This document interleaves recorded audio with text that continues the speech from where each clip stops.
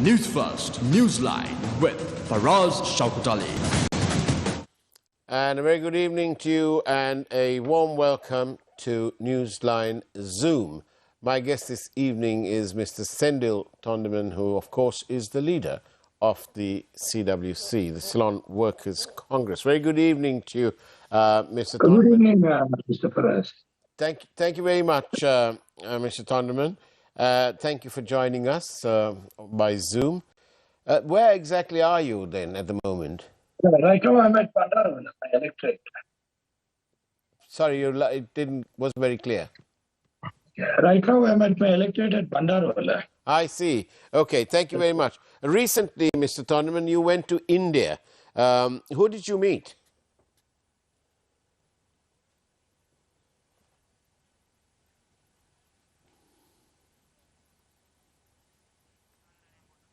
Hello, I Mr. was at Divas. It's an overseas run by the Indian government. And who did you meet, Mr. Thondaman? Yeah, I met the Honorable Prime Minister Sri Narendra Modi, and on behalf of the people of Sri Lanka, I gave him the condolences for his mother who passed away recently. And I also thanked him for the support, continuous support giving to Sri Lanka. Then after that, I also met the Minister of External Affairs, Dr. Jayashankar, and I also met the Honorable Finance Minister Nirmala Sitharaman. Yeah. And how was your meeting with the Prime Minister of India? It was just a casual meet, and actually he wanted the Indian economy. He explained about the Indian economy to the forum. Right. To the flow, and he also wanted all the neighboring countries and all the neighboring people of India to grow with the Indian economy. So it was just a forum which happened once a year. So I participated in that, and not much conversation with the Prime Minister, just few words. Right. But I had a better conversation with the Minister of External Affairs, Dr. Jayashankar, and the Finance Minister, Honorable Nirmala Sitharaman, about the Sri Lankan status. And the meeting with the finance minister is interesting. Yes. What did India have to say about supporting Sri Lanka with their debt? Yeah, this is the second time I'm meeting her within the last 4 or 5 months. On a personal note, I met her. So, and we had a long discussion. I explained her about the present Sri Lankan situation, which already the Indian High Commissioner in Sri Lanka, Dr. Excellency Gopal Bagle, and the Sri Lankan Ambassador in Delhi, His Excellency Milinda Moragode, have already briefed them. So I also additionally briefed them about the present situation, and I said that this is a very crucial year, and I expected that if you all can support us, India has continuously stood with us during all our crises. And in this year, if you all can support us, definitely it's going to be a very big support and helping hand for Sri Lanka to overcome this crisis. So the Honorable Finance Minister had a long conversation. She said that she especially wanted the neighborhoods of India, neighboring countries of India, to grow with the Indian economy. She quoted Bangladesh, saying that Bangladesh was also in an equal crisis like Sri Lanka around 8-9 years back. But the India helped them a lot, and also they worked hand in hand in bringing up the Bangladesh economy back to thing. So she said like that she is keen to help Sri Lanka to get back to its economy, to back to the normal economy, how it was, to an improving economy. And same way, she mentioned that she has already a line of credit extended more than $3.9 billion. And because, this is all taxpayers' money in India, which they're giving us. So they also have limitations to go ahead. But beyond the limitations, they're doing it for Sri Lanka. And they also... sorry. They are also looking forward that because when it's like, it's just like a gift or it's like a line of credit. This is not because of a natural disaster. This is because of an administrative failure in Sri Lanka. Now we are stuck in this situation. So they are also looking for a better administrative plan from Sri Lanka side, so that they will be able to help us in the coming days. So now what she suggested to me is the finance minister try to develop productive things where it will be tied up with Indian economy, so that Indian economy investments come along, so that instead of grants and donations or a line of trades, let it come as an economy-oriented program, so that it will help to grow Sri Lanka and stand on its own leg. This was. Mr. Thondaman, the question is, how concerned is India about the plight of the Sri Lankans of Indian origin, especially the plantation workers? So they are much concerned about they are much concerned about the Sri Lankans of the Indian origin living here. That's why they gave me an audience to meet them at. I had a half-an-hour discussion with the minister, because I represent the plantation community, and we're having a long-standing relationship with the Indian government for decades, from my great-grandfather's time. So they have helped us with housing projects, and they're also keen in helping more, but they are looking at a proper administrative plan from Sri Lanka side, so that they can also push. They are also answerable to the oppositions in the parliament. They are also answerable to the cabinet. So whatever support they are trying to give to Sri Lanka, they are looking that it should be worth doing it. So that kind of administrative plan is expected from Sri Lanka side.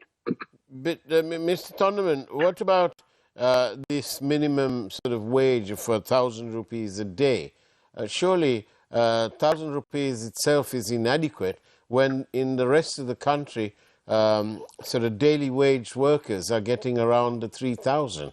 If you take an assistant in a building site, his salary will be about 3,000 rupees a day. Why should the people in the plantation sector, one of the richest sectors in a way in terms of exports, for example, tea, why should they be sort of subjugated to this sort of minimal 1,000 rupee wage, which people can't afford to live on anyway?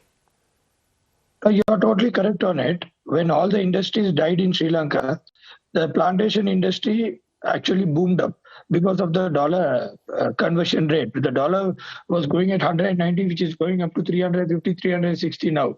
So the returns which the plantation company are getting, in case now they would have borrowed loans, they would have had local administration expense, all that is paid on Sri Lankan rupees, but the revenue they get is in dollars. So the plantation companies are making more money, and the plantation industry is making more money than any other industries in Sri Lanka. So we had that day discussion with the president regarding the trade unions, all the trade unions. So we have raised it to president that 1,000 rupees was a wage which was which was valued at 2016, and now it's to 2023. This 1,000 rupees is not worth for a living, it's hardly a meal which they can eat a day. So the president is also keen on looking on the increase in the wage. We have also written to the Labour Ministry to call the wages board, to summon the wages board to increase the wages. So we are hopefully looking that before March, we'll have another wage increase. And is it going to, how much of that increase would you think? 50%, 100%, 200%? No, it'll go on the central banks. You have the value of that basket for living per day.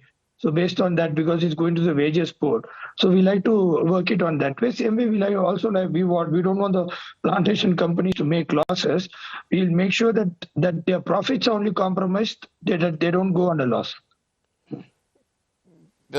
Is it fair to say that some of these plantation companies, they hide their profits not in the operating company but in the holding company? Yeah, of course, 200%. And how responsible does the CWC feel and should feel in terms of thus far not being able to obtain more money for the workers? No, the CWC is only the largest trade union in the plantation sector, and it's the only political party and the trade union which has been every time getting the wage increase. We got the last wage increase 1.5 years back, but there was a court case running on the Supreme Court of Sri Lanka, I think the appeal court, and there has been a case running against the wages board as well as the Labour Ministry as well as the trade unions that the wages was inoperate, and it was not fair. So the cases got finalized only 2 months back.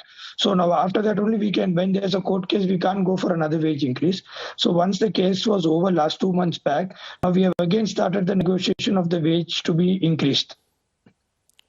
Do you get the feeling that whichever government of the day, whichever party or political ideology in Sri Lanka, do you get the feeling as a veteran member of the CWC, do you get the feeling that the government of the day does not want to pull out the plantation workers from this abyss of despair that they are in, earning so little money and keeping them in eternal poverty? No, actually, I don't think the government has a plan for the plantation workers to bring them out and, take them into a different industry, because, Sri Lanka is very much concerned about this dollar-making industry, especially you take tourism, next you take the migrant workers, garments, and then the plantation. These are the four main dollar-making industries. So the amount of importance given to the tourism, the amount of given to the migrant workers, the amount of importance given to the garment industry is not given to the plantation workers. So I totally agree that any government coming, yes, we have been promised with a lot of promises, but when it goes to implementation, there's a lot of complications, and the governments are trying to do their best, but I don't feel, but the expectations what the plantation side, the workers feel is being completely given. I don't feel that it's being fulfilled by any of the government. Just moving on ahead of a break, but what of India's support for Sri Lanka's debt restructuring? India will be ready to support. Like what I said, the loss of this, the country's economic crumble, everything is because of administrative issues. It's nothing because of any natural disaster. It's totally because of administrative issue. So now we have to work with our neighbors closely with a proper administrative plan, that how we are going to repay their loan. We can keep on getting loans, but we must have a plan how to repay them, and we must have a plan to show that how we are going to stand on our own legs and how we are going to steady back our economy. So only if a very convincible plan is being given to India, I think they'll be convinced to go ahead to support us. But right now they are convinced. Right now they are principally convinced, but we need a proper plan to be given to them for them to convince their counterpartners and their other agencies in the country. So I hope that a proper plan will be derived by our government and being given to Indian government, so that they can look forward to support us. The same way the Indian government is also wants Sri Lanka to stand on its own. It doesn't want us to be on dependent on any country. So especially they want us to, what they say is, let's tie Sri Lankan economy closer to Indian economy, so that as the Indian economy builds and the Indian economy requirements will also be supported from Sri Lankan economy, the Sri Lankan economy naturally builds itself. And moving on, can I ask you your opinion and your party's stance on the holding of local government elections? Will they be held? No, my view is this is a democratic country. This is not a country like North Korea where it's under dictatorship rule. Every elections, everybody is given mandate for 5 years or 6 years or 4 years, whatever, depends on whatever local body or provincial council or parliament or president election. So see, another 10 years we might not have money, so that for 10 years you can't be without keeping elections. No, you are being governed to, or your people has given you the power to govern. For your example, 5 years, you are entitled only for 5 years, not even one day more than the fifth year. It's legally, it's not correct to govern them another one day more than that. So I feel elections in keeping is genuine. And every time, everybody doesn't win. Sometimes the ruling party loses, sometimes the opposition wins. It's like a seesaw; it goes up and down. We must be ready to face the election on whatever circumstances. And second, until and unless you have a natural disaster like COVID and things like that, it's understandable. Otherwise, any other causes, I don't think. If you stop an election, then tomorrow you'll have to stop a parliament election, you have to stop a president election. Then who is going to run the country? Then is the same people going to continue for another 5 years, 10 years? I don't think it is in a democratic country. It's on the people's wish. It's on the people's wish. You have to go. They have given you a mandate for 5 years. You have to the fifth year. The next day of the fifth year must be gone to an election so that the new people's new mandate comes in. And in a crisis like this, I hope that only if there's a new mandate, whatever, maybe the same government or even the opposition or even some third party coming in, people will have patience to listen, thinking that, yes, we have given a mandate. So I think elections coming might give some improvement, and also internationally it might show that Sri Lanka is a very democratic country. I'm in conversation with Mr. Senthil Thondaman, the leader of the CWC. Mr. Thondaman, which party is your party going to align yourself with? Right now, we are contesting independently on our party symbol, cockroach symbol, in all the Tamil areas. But we still have supporters and all that in the majority areas, like the single areas. So for that, we might align with another political party, because Tamil parties, majority of the areas we have contesting in the Ceylon workers symbol, symbol. Let's come back. Let's come back to this, because we need to take a break. We'll see on the other side of the break after listening to the headlines from the fabulous primetime news team. We'll see on the other side of the break.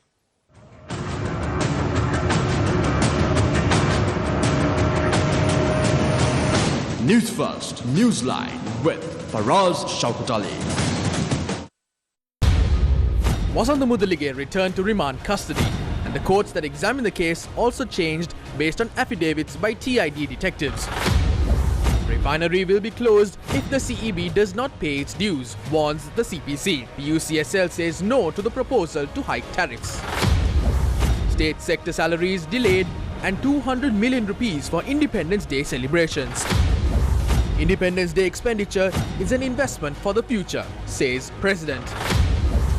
Supreme Court issues an interim order preventing the acceptance of nominations for the Kalmune Municipal Council. Home Affairs Secretary's letter on bonds for election is not a cabinet decision, says Prime Minister.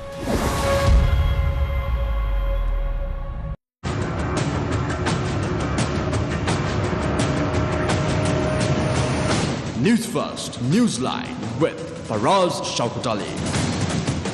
And welcome back to Newsline Zoom. I'm in conversation with the leader of the CWC, Mr. Senthil Thondaman. Mr. Thondaman, tell me, when you met with the Indian Foreign Minister Jai Shankar, did he express some concern, shall we say, about India's concern about Sri Lanka's relationship with China, China's influence in Sri Lanka, and so on? No, actually, I didn't have any discussion about the Chinese relationship with Sri Lanka with Dr. Jaishankar.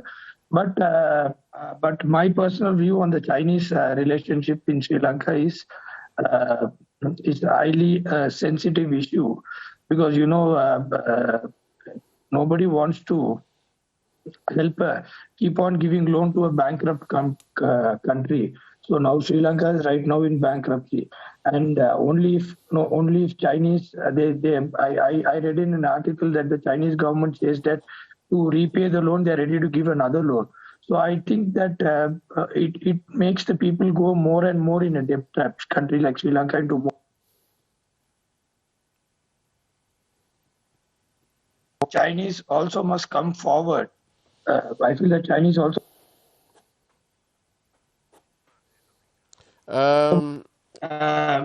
Hello. The Chinese also must come forward and make sure that to support Sri Lanka at this crisis time, help given to us during this year.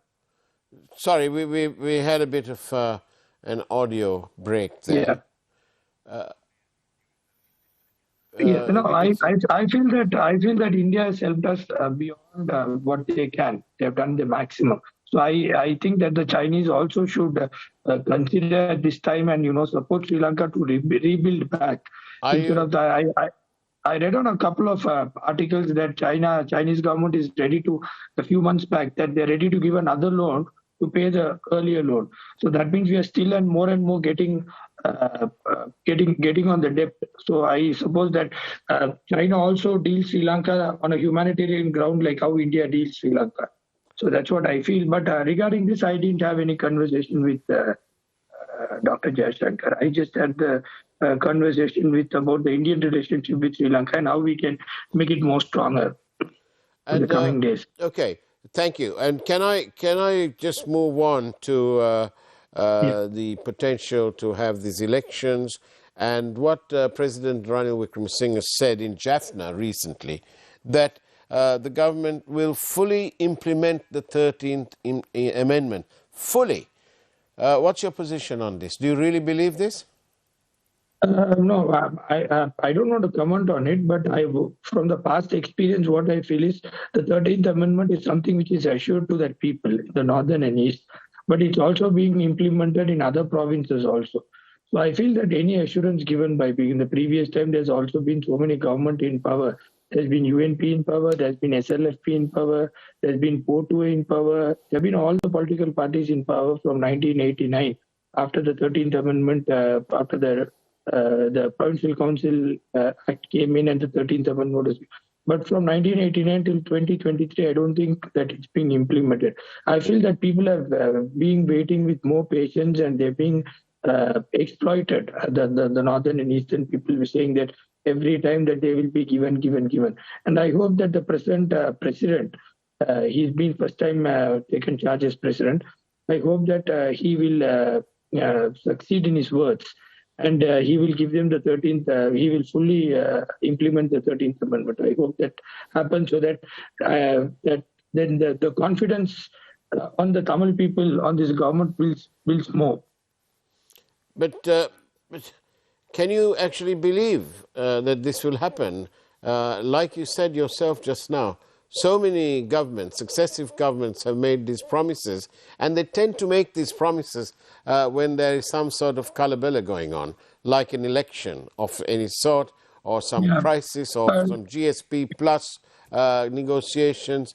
And at the end of the day, it seems to me, from where I'm standing as a citizen here, that there is no real commitment other than words from any government of the day.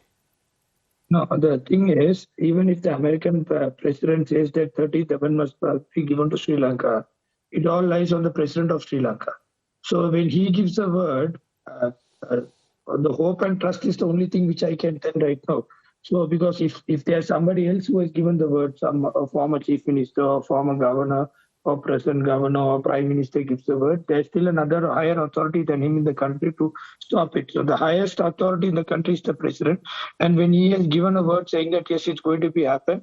So like what I said, hope and belief is the only option what we can do. We can't get it written on a bond saying that on this date you do the 13th Amendment. The trust, the only option is even we go to any part of the world, they're going to call the Sri Lankan president and ask him whether can you implement 13th Amendment fully. So he himself has volunteered and mentioned that. So I think belief is the hope. So I believe that he will do.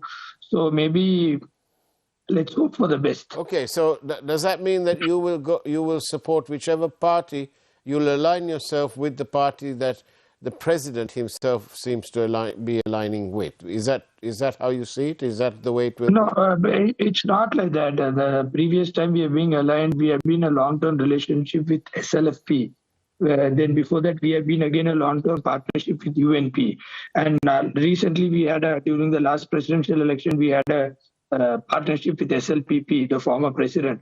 But it was very unfortunate that the entire country economy was destroyed. And even we had a lot of instances where we raised our concern to the former president and former party, but I think it was not addressed properly. So the plantation is also in a big striving factor right now because we will not align with all parties. We are looking forward to align with who is going to give a solution to the country. So right now, during the presidential election, we supported Ranil Wickremesinghe because he's already been a couple of times the prime minister and he knows the administrative system. so that we thought that he will do a better job. And I feel that my feeling is, it's just my feeling. I feel that now with these queues and a lot of things, he's brought it down, and I feel that he must be given some time to settle everything, because it's not magic. The country was in a total mess, and no law and order, nothing was there. So I think he's trying to regain step by step. But I believe that it's not magic that over a day things can happen. But I feel that we must give him time. That's what the Ceylon Workers Congress is doing right now, and we expect that before his tenure, at least he will try to find a path where the economy starts building back. But Mr. Thondaman, I'm sure you'll agree with me that responsibility is built on a foundation of truth and commitment. And if there is no commitment to solve the real issues facing this country in terms of the national question about the implementation of the 13th Amendment, there is a section of the population who view this as being purely politicking because there is an election coming along. Well, I feel that the president might also go for presidential election. I feel maybe not at a closest time, but at least on the coming days. So before going for a presidential election, I feel that he will whatever commitment he gives, he will have to complete, because he still has a chance to go for another president election, because now he's being elected by the parliament. I think he will want to be elected by the people. That's what I feel from the speeches and the way they take it forward, the UNP members take it forward and all that. I feel that they will want him to contest again in the coming election, maybe in a year time or 1.5 years time. So before that, I think most of the unsolved issues, he will resolve it. I feel it. So maybe I have to wait and watch, because I'm not so I will not be able to predict. It's too early to predict at this time whether things are going to happen or not. But this is the only option. So so we have to support. That's why we are supporting this government to get these things quicker. Well, good luck with that. But final question: what do the people of your constituency, what do they expect from the elections? Do they actually want elections, or do they want a better minimum wage? No, people expect better minimum wage. I don't think even when there's an election, there's going to be 100% polling, because most of the people are frustrated. They say no point voting. It's the same old politicians and same old policies. We want something new. Until and something new, and they feel that it's worth going and voting. I don't think this time might be the very lowest polling percentage. That's my analysis. This time might be the very lowest polling percentage, and people are not worried about politics now. They think that politics is something which destroyed the economy. So they have a very big aversion towards the politicians and politics. And like what I said, my people, they will not, in this at a very low income of 1,000 rupees a day, I don't think they'll even stop the work and come to vote, thinking that they're going to lose their 1,000 rupees a day. So it's going to be a very hard challenge for politicians as well as the government. But anyway, we have to move. We have to keep moving. We can't be staying in the same point. So let's move forward and let's see what people's mandate is. And if people's mandate is the same, yes, they proceed. If people want a new mandate, yes, they could. Thank you very much, Mr. Senthil Thondaman, for joining us on Newsline Zoom. Thank you. It's now time for the primetime news from that absolutely marvelous primetime news team. And so take care and have a great evening as much as you can. And of course, God bless you all.